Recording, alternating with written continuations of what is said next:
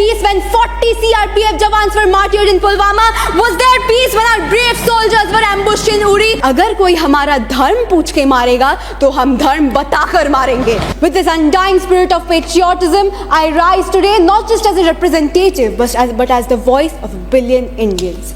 A nation whose heart bleeds for its martyrs, whose soul demands justice, and whose resolve remains unshaken.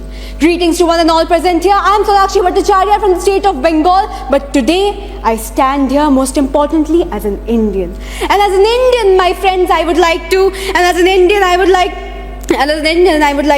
ask for a firm and uncompromising stance against cross-border terrorism. The time for hesitations and half measures, my friends, is over.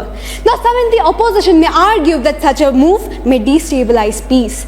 But to them, I would like to ask, was there peace when 40 CRPF jawans were martyred in Pulwama? Was there peace when our brave soldiers were ambushed in Uri?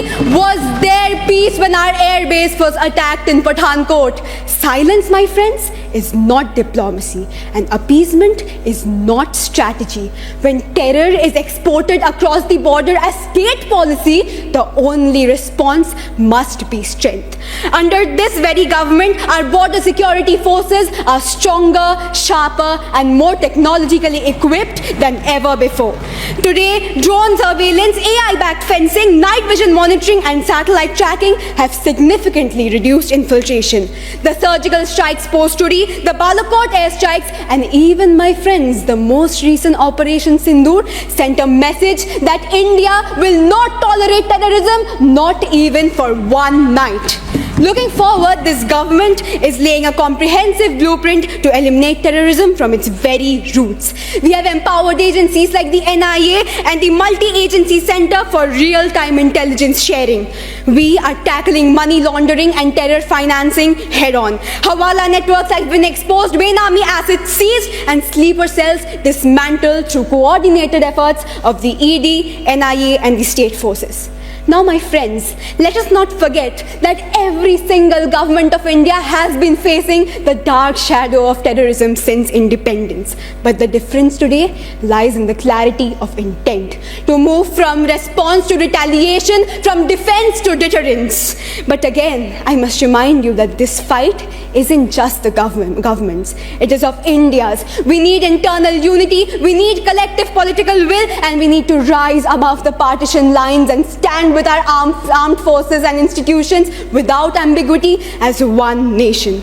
So I ask this House, will we let the pain of our martyrs go in vain? Will we keep waiting for another attack to wake up, or will we act now boldly and decisively as one nation? India, my friends, has wept enough. India has condemned enough, and now is the time to wake up. Now is the time to act boldly and decisively and to honor our 1994 resolution and end cross-border terrorism. We must let the world know that India will fight, India will rise, and India will prevail. Because at the end of the day, my friends, Bharat सिर्फ एक भूमि का टुकड़ा नहीं, एक जीती जागती राष्ट्र की आत्मा है. और अगर कोई हमारा धर्म पूछ के मारेगा तो हम धर्म बताकर मारेंगे. Thank you so much. जय हिंद, जय भारत.